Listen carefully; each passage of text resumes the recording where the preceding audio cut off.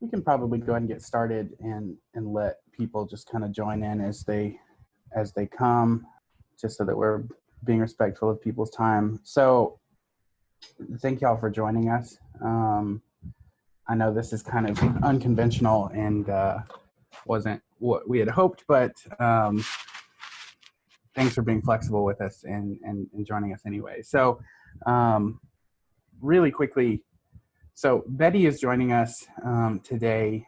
She's a nonprofit specialist from Shreveport area, and she's a friend of the foundation. And so she's actually going to be facilitating this discussion today. So would everybody just kind of introduce yourself really quickly and say what organization you're with, just so that she has a reference as to who you are and what kind of sector of nonprofits you're coming from.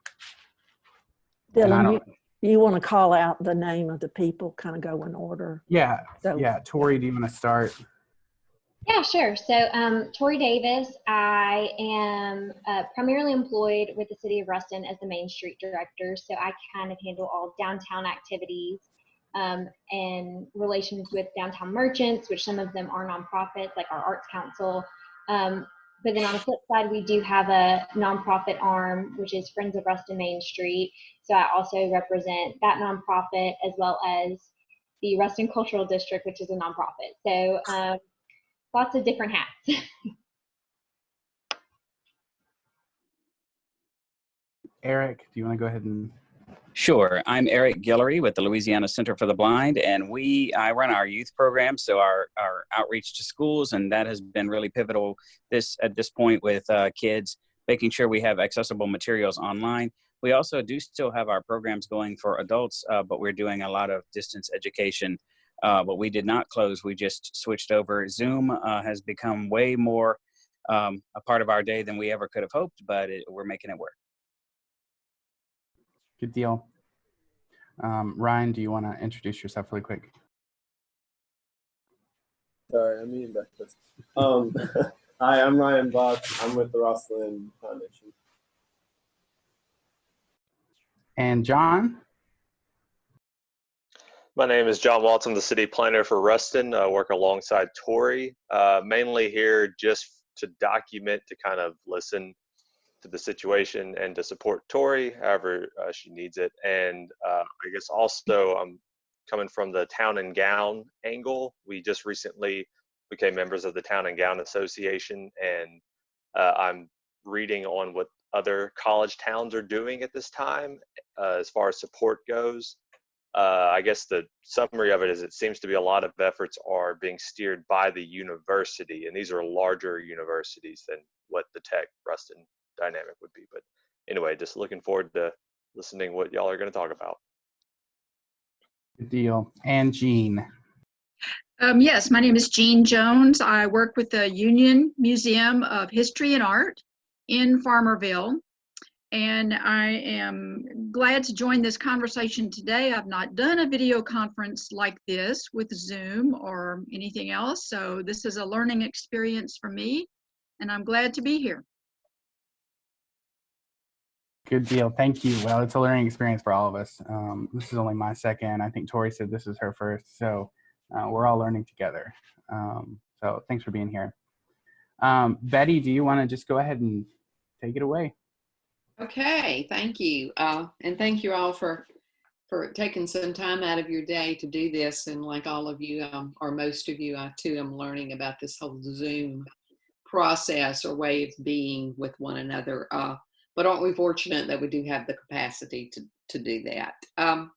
So Jane and I have been talking about, we started out with, what's going on with Ross Lynn Foundation. And of course, part of the mission of Ross Lynn is to help support the other local nonprofits, which is just this amazing positive thing that I see. So how can we continue that through these times when it seems like day-to-day reality is shifting, and I was looking at some of the numbers in the news, and it's Shreveport is being told that, this is kind of the week when we will continue to see there's a huge rise in the number of cases over the weekend, and so we're still climbing up that curve.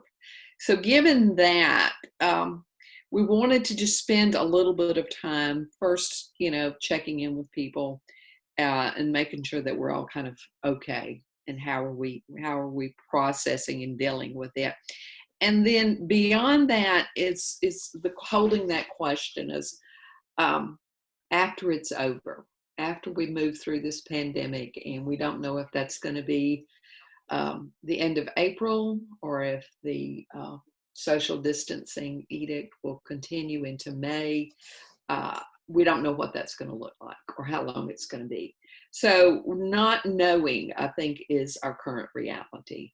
So as nonprofits, we need to be asking ourselves, how do we transition back to a future and a reality where we don't know what that future and that reality is going to look like? Well, I think the one thing we could say absolutely unequivocally is that it will not be the same. And I think where we'll get into trouble, all of us, both personally, professionally, and as organizations, is that if we assume that one day, someone's going to come on the news and say, okay, it's over. It's done. Everybody go back to the restaurants, go back to work, go back to your life pre-pandemic. And it's going to be the same as it was when we stepped away from it back in March. So it's going to be different. It's going to look different. So the question then becomes, I think, and the challenge for us is, how can we look at our resources that we currently have within our organizations? How can we look at what we have, or what our mission is, what our, what we do, who we are as a nonprofit, and what are the needs going to be? What's going to be rising up? What's rising up right now? And I think probably all of us are in lots of Zoom calls and conversations and things like now. So we kind of have a pulse about what's going on somewhat out there. So we're starting to think about that from a new direction. What is it that's being driven right now? What are the needs? When we do step back, what are the needs, and how can we, as a nonprofit, step into that?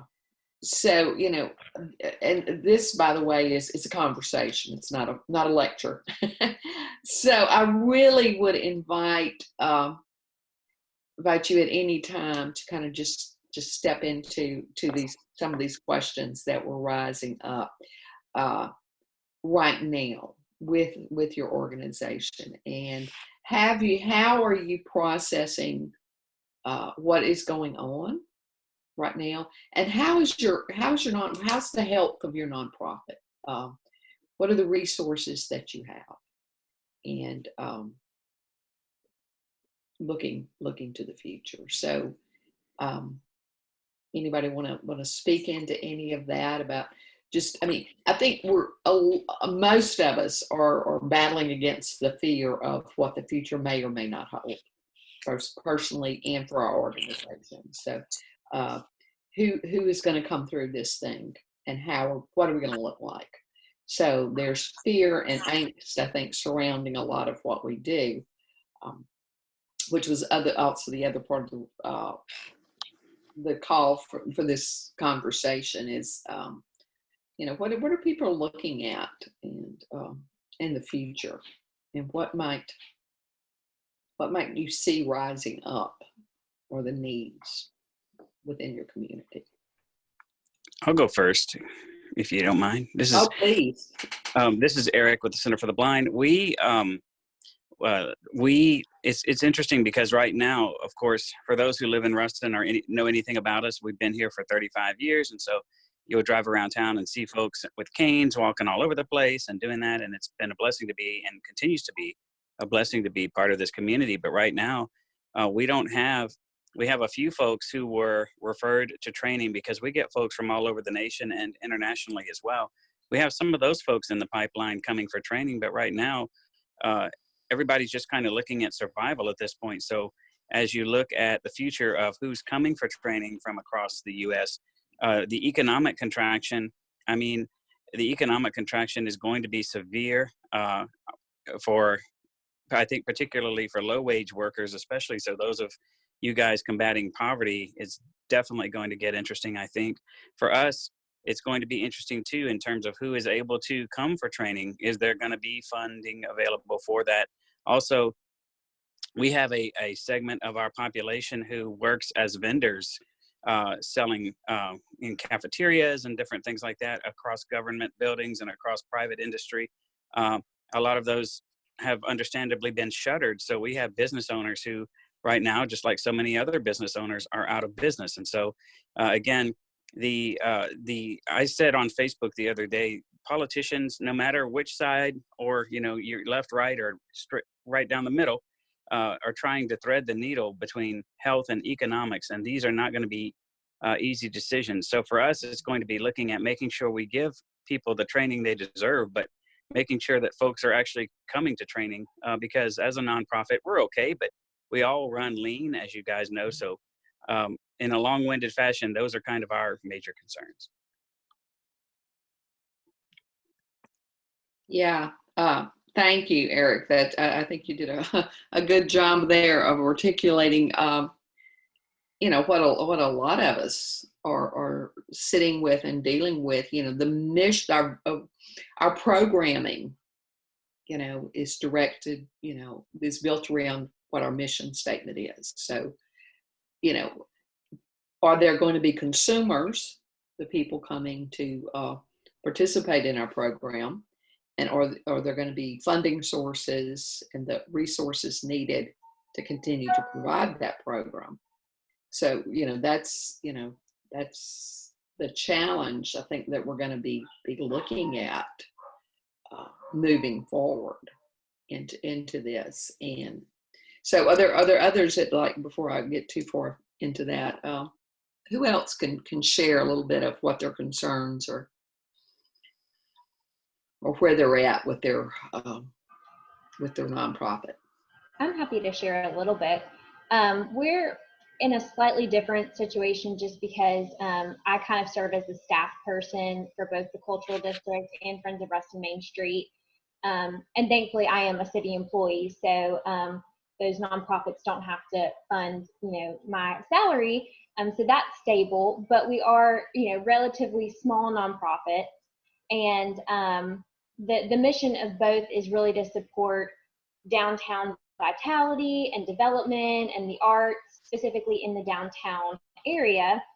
And so I think, and I kind of have this highlighted, what are the needs going to be in our downtown, especially with our small businesses, our nonprofits, and how can we take, the limited resources that we have as just kind of smaller nonprofits and help those organizations and businesses that are going to be in need, because there are going to be so many. I think that's what's overwhelming, is like, where do you even start with it? Because everybody's going to need some help, so I think that's been my biggest challenge, is how do I take, the limited resources I have and make sure that I can put those back into the community and get things, jump started again after this is all over. Mm-hmm.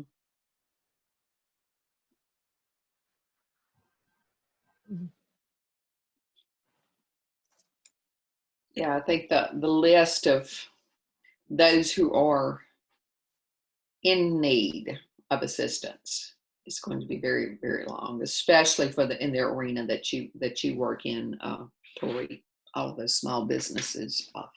How do we help them? How do we help them come out of this and survive?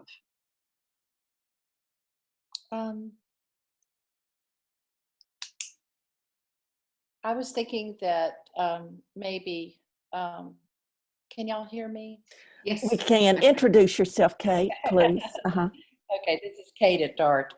Our message that I got from our director today, when she knew I was going to be in this discussion, was twofold. One of them is we are continuing to provide services for the people that we serve. And the other one is, for right now, our funding is okay for right now, because of the way we receive funds, which is mostly through grants. We've had to cancel our main fundraiser, postpone it, I guess. That was going to take place in early May. We've had to cancel that, and we'll probably do it in the fall if things go well. We did this last year because of the tornado happening right before our big fundraiser, the Radiothon, which provides about 10% of our funding. But for right now, we're sort of, holding fast. We are using alternative through getting advice from other domestic violence programs and from our overseers of our programs, that the way we shelter people is differing a little bit. We're trying to keep people separated that need shelter by using hotels and that sort of thing, instead of having people grouped at the shelter. One of the biggest challenges for us right now is that isolation at home is is one of the biggest problems for people isolating at home who are in abusive situations, is that it exacerbates the problem. People are forced to stay at home, and a lot of times in a situation that's very difficult. And we're trying, our challenge right now is to get out the word that we are still here, to communicate in any way that we can, that we are still here. Our crisis line is answered 24 hours a day. We still have resources to help people. We're helping the people we've already served, which a lot of people don't understand, that once you're a client of DART, we're invested in having you make the very best start anew and continue to prosper and do well, and sometimes in some cases be fed and help take care of your children and steer you toward resources that will help you have a better life. So we're still doing all of those kind of things. Our children, we're trying to feed our children right now that are in the DART program. And we have a special program that our child advocate has come up with and they've delivered quite a few meals and are providing quite a few meals for the families that need it and the children that need it. So that's what we're doing right now. We're trying to alter how we do things a little bit to keep everyone safe, but continue to do that. And as from Kathy, we say that our funding is intact for now, and so we are participating in Give for Good, which I hope will happen. But our major fundraiser will have to be put off and everything. So that's where we are. Great, thank you, Kate. I think that you made a couple of really good points there that I just kind of like to focus on. And that I think one of the challenges for all of us as nonprofits is, how can we rethink programming, staying true to our mission, who we are and what our purpose is, but asking that question of, does my current programming fit with the needs that I'm hearing of the community? And so examining the programming and altering it some, as you have done, is vital, I think, to surviving. And I think sometimes as nonprofits, we can kind of get stuck, especially for us nonprofits, if we've been around for an extended period of time, that we get pretty deeply entrenched of, this is what I do. And so we struggle to stop and think, well, maybe it's time to let what I do morph into something else. And as we all know, when when we're out there writing grants, one of the first questions is, what is the need? And just because no one else is doing it doesn't necessarily means it's a need. So what is the need that we're seeing? And how can I, as being true to my mission, step into that need? Which, you know, really causes us to tap into that creative kind of place of how can I change my programming to fit that need. The other thing is that just a question, are your numbers right now, the contacts that you're for services, have those changed? Are they pretty much flat or consistent? Have they dropped down? Are they increasing? And that's just really more for my own curiosity, is that during this thing, are you hearing more or less from people in need? Well, we serve 7 parishes, so it varies from parish to parish.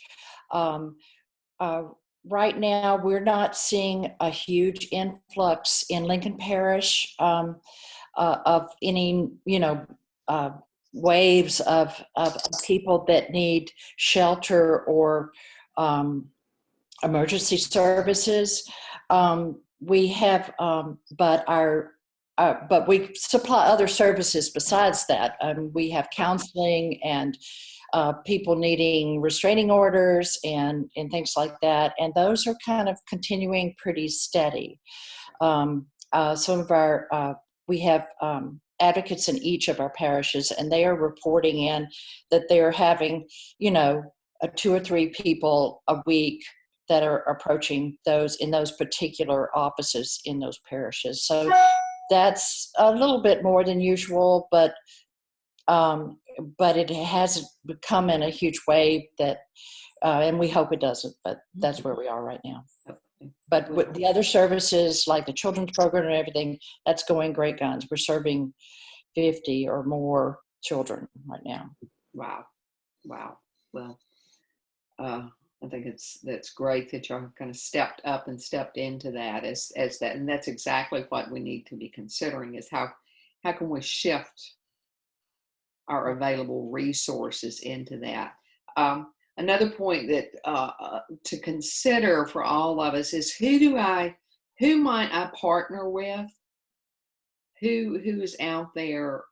What other nonprofits, organizations, agencies are out there that historically, I think one of the things I've learned through my nonprofit work is that sometimes we can be really, really bad at reaching across the aisle and connecting with other agencies. And so, I was amazed when I first started work here in Shreveport at the number of registered nonprofits that were, some from tiny little ones that had just a really small, narrow focus for a specific thing they were doing, up to, huge ones. And so we would go to these meetings, and it's part of the reason why this is such a great thing for you guys to continue to do. And we would learn about all these different organizations that were out there doing this great work, but no one knew about it. Or very small, narrow focus knew about it. So a couple of questions I think that for you to sit with and to consider is, who might I partner with that could help me and me help them, and that might increase my awareness of what needs are out there. So who is out there doing like-minded kind of work, not necessarily the same work, but like-minded people who really see what the need is from a different perspective, and have some resources that maybe they're struggling to continue, but it can grow exponentially, when 2 or 3 organizations kind of pool resources. And I'm not necessarily talking about, putting all your money into one checking account, but resources come in a whole host of categories. You know, of course, we all need finances. We all need our money to keep running. And, you know, I'm grateful for the grants that we have been given. And I'm sure that when it rolls around and we start writing those end of the grant cycle reports, that there will be grace given there for us as far as maybe not hitting targets and those kind of things. But beyond just the financial, who are the people that I have an expertise that I am connected with? And that may be people that are employed through your nonprofit, either full-time, part-time, but also your volunteer base and your board. And those resources that that also could be connected to your physical space that you may have, that during times of, and of course right now we're not being allowed to gather up, but as we segue back into some sense of normalcy, do I have capacity, or does the organization have capacity to offer some kind of physical space or facility or, you know, resources available that another nonprofit might be able to link with to help us step into a need that the community is seeing. So really looking and exploring what are some of the organizations or nonprofits that I might partner with that are, again, like-minded in doing this important work that we're doing. And then, and along with that is how am I getting the word out that we're still here, and the need is still here, we're still here, and letting the bigger community know that, you know, and I was thinking that, you know, when Eric was talking about, you know, the folks from his association, you know, that need is still there, but the struggle of how do we connect with those folks who can't travel in and, you know, and take advantage of that and the training, and then how do we find a place for those people to go once the training and, you know, the employment opportunities that need to happen there. So talking and staying out there in whatever format you can, through social media, through your connections with your board members, you know, all of those things are critical. I was listening to a podcast yesterday about someone who her research that she does is how do people respond during times of disasters, of natural disasters. She wrote a beautiful book about Katrina, when Katrina hit and the ramifications of that, and did research back to the earthquake in like the early 1900s in San Francisco. And it really was very enlightening and come from a place of hope that we humans tend to, during times of crisis or disaster, to really rise up to that, you know, to really step forward. And you know, social media, the Facebook explodes every day with people, just these acts of kindness that people are offering out to the community. They're organizing and forming in whatever ways they can. You know, people are making face masks and going out into their driveway and singing. They're going online and showing people a connection with the world. She's online. She's showing people how to make journals with art and supplies and those kind of things. So I think people are hungry and want to be connected to the opportunity to give back, to be in community. Betty, I was.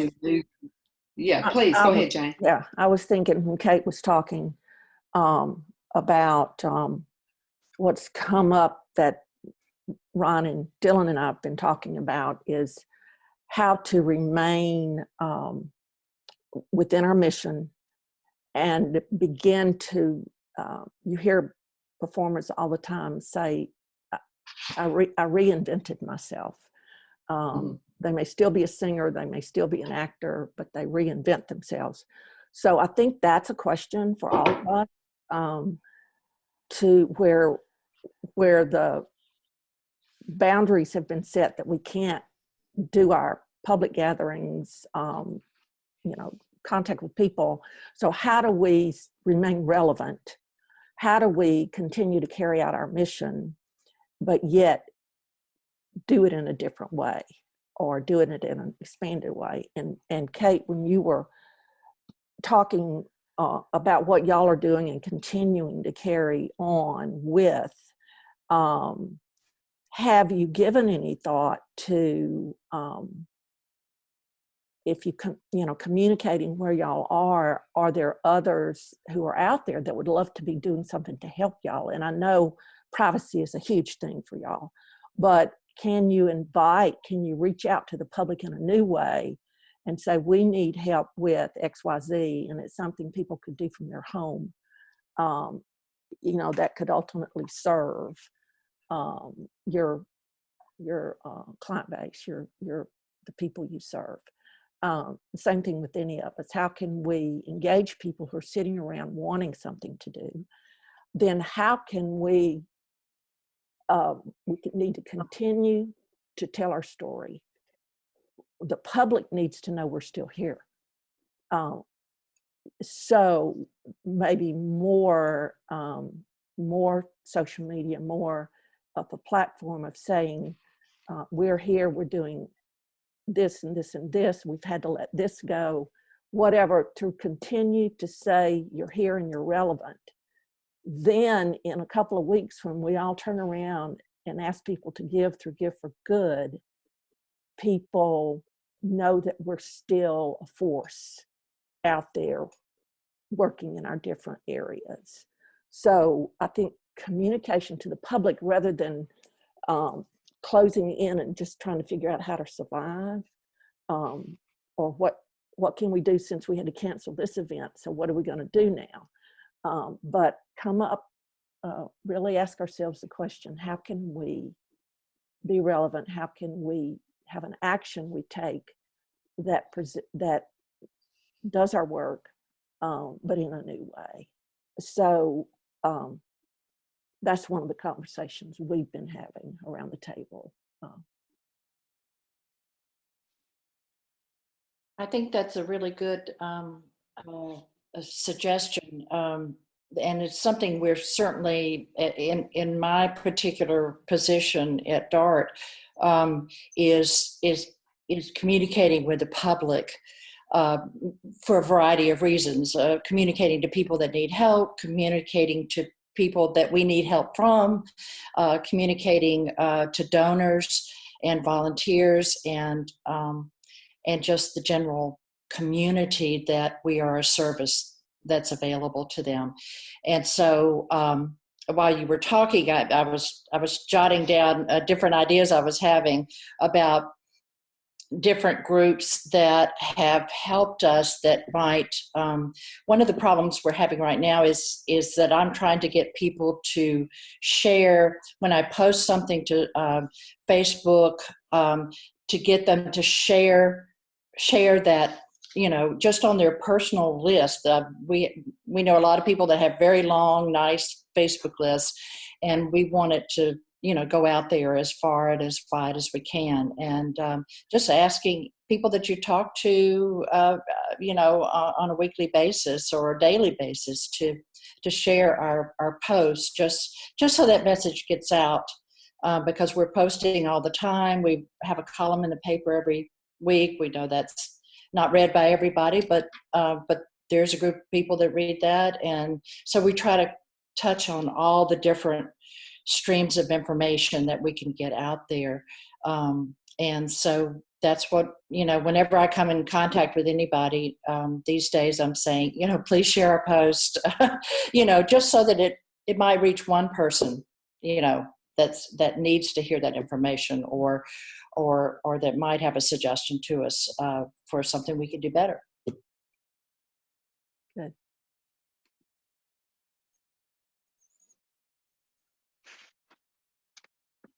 Yeah, that's great. That's great. Thank you. I think we can't, you can never over communicate the work that you're doing. That's I think true for all of us. Someone who will never use one when two will do, gather in as many people as you can who want to come alongside and be a part of the work that you're doing. So yeah, thank you for that. Others thoughts, or is anything else rising up as you're thinking about some of this reinventing or rethinking our programming, or just any of these? If you're like me, you probably have to sit and process things for a while. I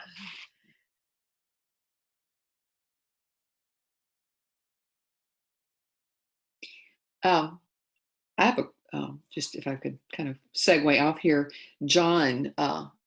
If you're still with us, you mentioned the Town and Gown organization and the university there, Louisiana Tech, which is certainly a huge player in the Ruston dynamics, both economically and culturally over there.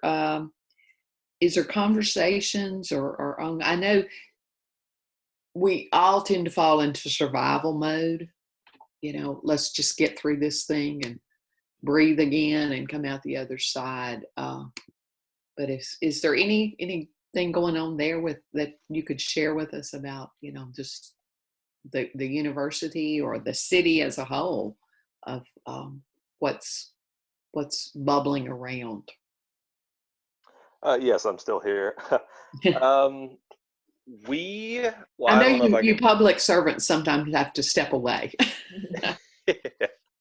I know I'm just constantly reading on what the American Planning Association has been doing as far as action items go, and I haven't really come across any good solid strategic move. Like, a lot of it seems to be contextual. Yeah. And as far as these as far as the Tech Ruston relationship, I mean, we've been fostering a pretty healthy one, especially between the mayor and the president so far. But regarding the current scenario, I have not heard anything. My first item to address, and it seems kind of silly with priority, but the census, that one got rocked, like pushed back all timelines. And for Ruston, I personally believe it's crucial for us to be represented well. In college towns, it's a really tricky number to hit on who exactly lives in Ruston if, 50% of your population are transient and commuter. So it's like, this is for the future. We're talking 5 years from now, we need to have good representation. But Tech, I think, is not prioritizing that. I mean, appropriately. I think they have other things to focus on. So mainly, I feel like a little annoying, gadfly, just bringing up this issue of the census so that it doesn't get lost in the shuffle of all of this. So that's just one item. As far as how student support is, from what I understand, Tech has not shut down housing services or food services yet. This doesn't have, well, it could have to do with nonprofits, but and does that sound accurate? Does someone want to correct me in that? I think that's right. So if that's the case, that is huge as far as what do you call it? Students, being disenfranchised or having to look for alternative housing and alternative food sources. So if Tech does remain open, that's great from a stopping the bleeding sort of dynamic. And those two things are, I think, unique to the way that Tech is operating right now, and how Ruston really hasn't been hit very hard, relatively. Does that answer your question a little bit? I mean, the short of it is we're still kind of monitoring the situation. And yeah. Thank you for sharing that. I was really just kind of curious, and I wasn't aware that Tech was continuing to stay open as far as their housing and food services and stuff. You're right. That's huge. That's huge. Yeah, and I think they are still kind of in survival mode, and they haven't. Yeah, I think they're taking it one day at a time, and obviously they've transitioned to all online classes. So we've seen, right. You're not seeing nearly as many text stickers on cars driving around. I think a lot of them have gone home, and I would imagine that spring commencement is going to look different, which of course looks different just for our traffic, visitors in town, hotel rooms. I mean, the economics of it all. But I think they're just trying to make it through. And then I'm hopeful that here in the next couple of weeks, we'll kind of have a leadership, call of some sort to start planning for, gearing up for the fall. And hopefully, by the time September rolls around, we'll all be in a better position and things will be, like you said, they won't be normal, but maybe they'll at least be functional. Yeah. And that's that could be, is an at-risk population, some of those students there that I think it would be very easy for them to kind of fall through the cracks there.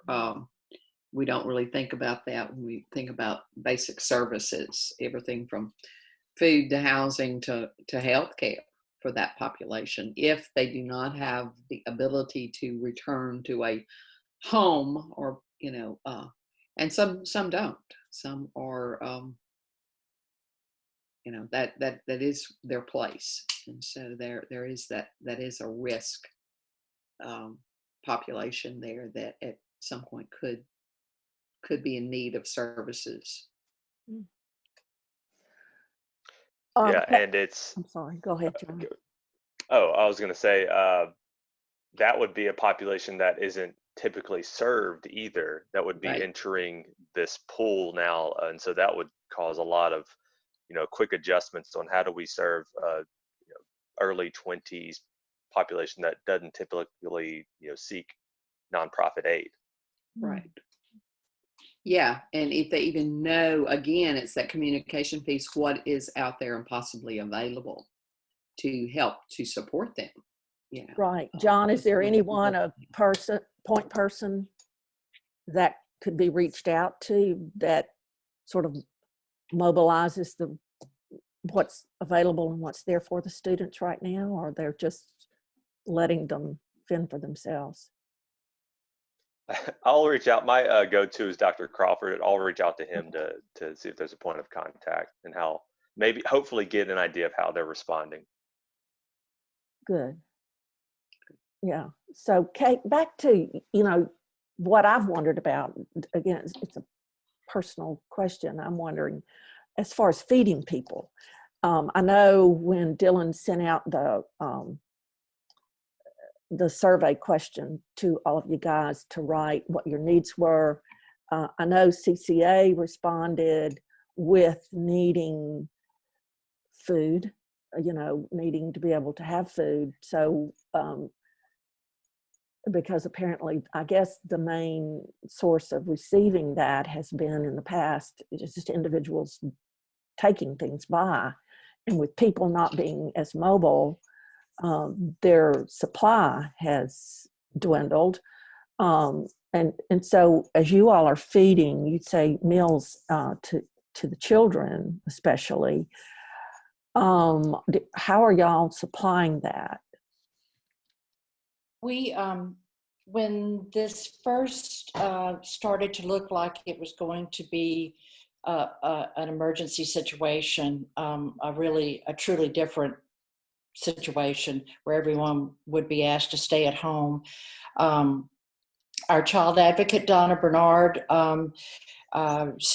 started to seek out people and organizations that would donate some money for us to both purchase food. We also have other entities that supply meals to us, so we just reached out to the people that we knew and tried to get the word around that, we needed to set up a thing where we could feed us X amount of people, X amount of children. And she could probably answer this a lot better than I can, because I'm not on a daily basis of communicating with her right now, but that's what they set up. They set up sort of a system, and it involves churches and individuals, like I said, and they got a system. They kind of made up a system to do that. And it may be that, we have in the past had like a little pantry for our some of our clients who need extra food supplements, and when children are out of school, we always solicit food donations so we can make pantry packs to send the children home with once a week with a box full of things to supplement their nutrition. And so we just sort of expanded that for this time. And I know there's some, there may even be some restaurants that have supplied like a dinner, maybe 40 dinners that they packed up for us for one time and that sort of thing. Like I said, I'd have to check with her for particulars, but I think that's what we've been doing. Okay. As far as feeding. Our little pantry, a lot of times it's completely empty, and of course now no one can go there and pick anything up or really drop anything off easily. So we're just kind of going directly to people that are willing to, supply us with that.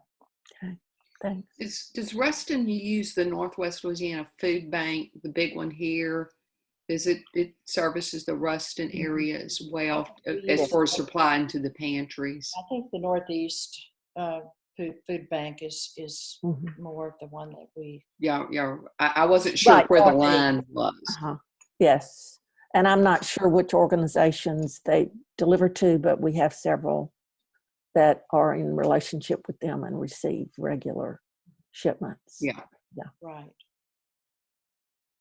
CCA was supposed to be with us this morning, but Stephanie just emailed me and said that they just got a shipment of food, and so she's unloading a truck right now. And, okay.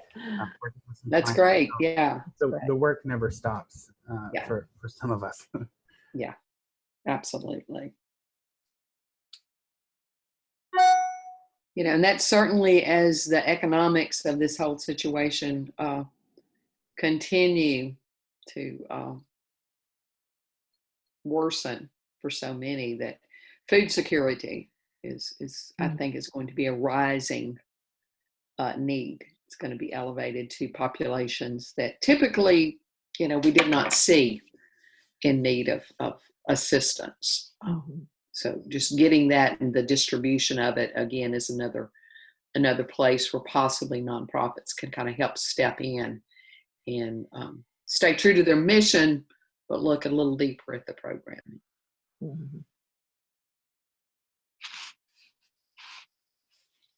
One of the things that I was going to ask about, and Jean may be able to answer some of this, is as an arts organization, like how are you like coping with this? What does your programming look like, coming from a fellow art organization, and kind of some of the services we offer, we've had to shift a little bit. So Jean, do you have anything that you could say towards that? Yeah, I really do. Because right now the needs are so dire, and the total focus really has been on the medical community and the outstanding service that they're doing, and people in need, people in crisis in many cases. So sometimes, we tend to feel, well, we're just an arts organization. That's just not really very relevant right now, and people sure aren't thinking about art and history. They're just trying to get by from day to day. So we have been giving that some thought. So what we came up with was we're asking people to share their personal insights and their thoughts, and we're keeping like a journal, a diary, if you will, of what people are experiencing and thinking right now here in our parish. And I want to document that. It's like we're writing our history right now. This is a defining moment in our culture, and certainly in my lifetime. We've seen some huge events that rock the nation, and this is one of them. So I would really like to see people document that and keep that for the future, so we can look back and say, this is what we experienced and this is what we went through. So in that way, we're trying to show that this nonprofit is relevant in this particular way. Mm-hmm. Very creative. I like that a lot. I love that. Yeah. Of course, I've seen on, posted in various places already, some photographers that are documenting neighborhoods and towns and situations. So I think a lot of that will be coming forward. Jean, thank y'all for doing that. That's great. Yeah.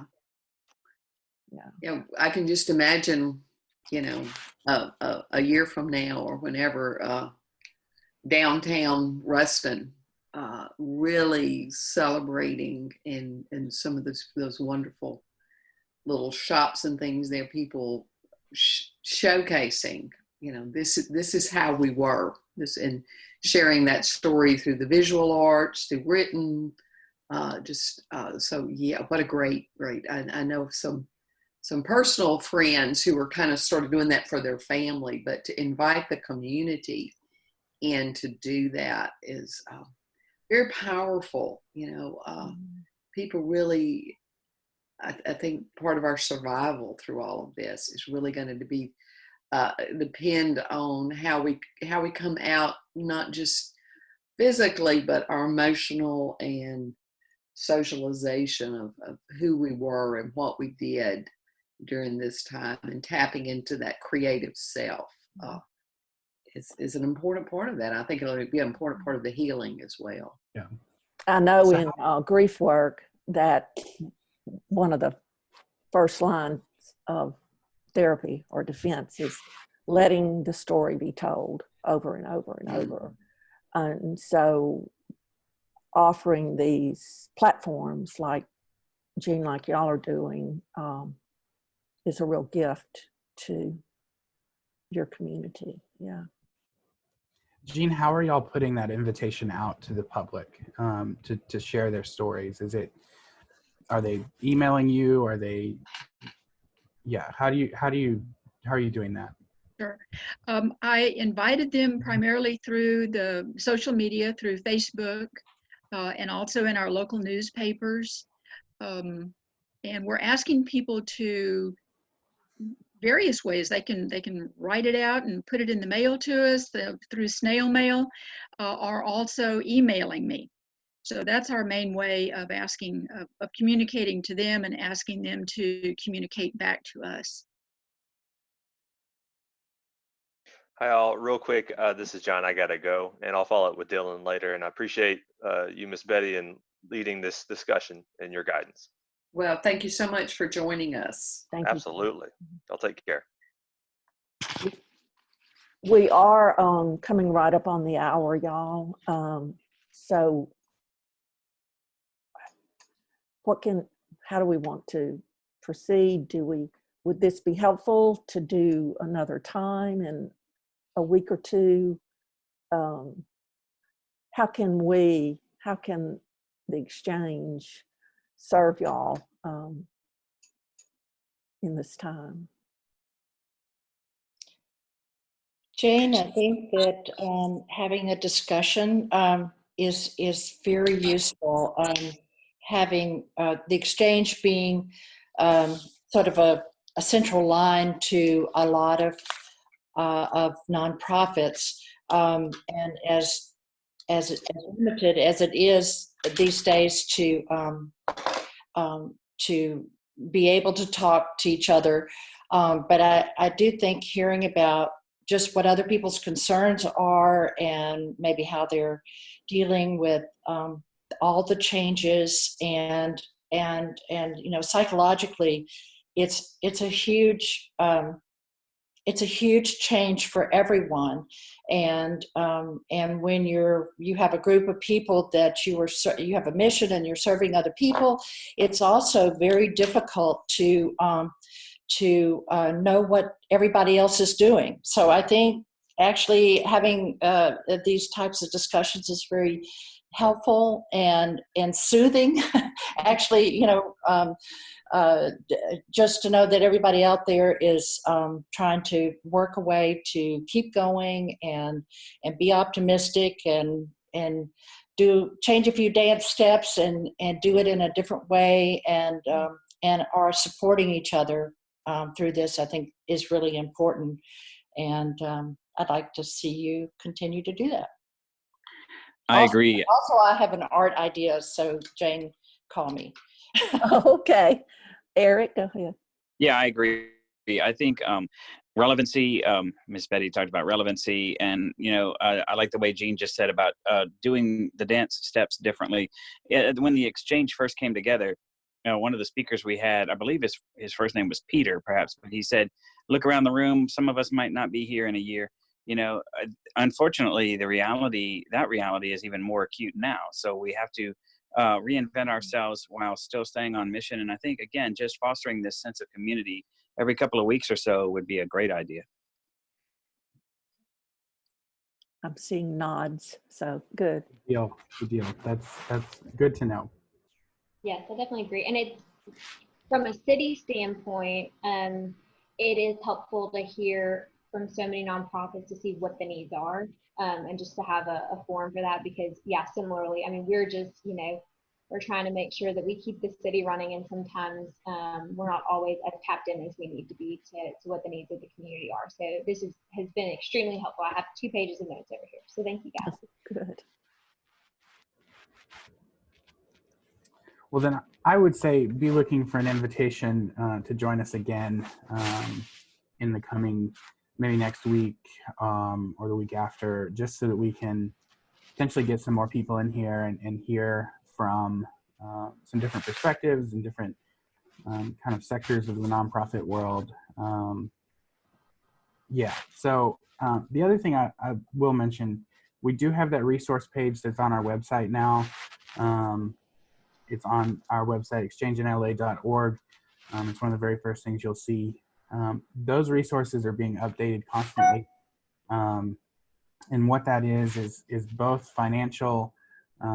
There's some grants that are being awarded to people that are helping, organizations that are helping through the crisis.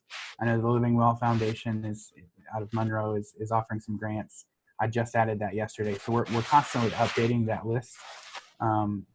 There's also resources as people can help you apply for those grants, different things like that. So make sure you're looking at that and checking out those resources. Don't just look at it once, keep going back to it, because there's always going to be new stuff being added to that.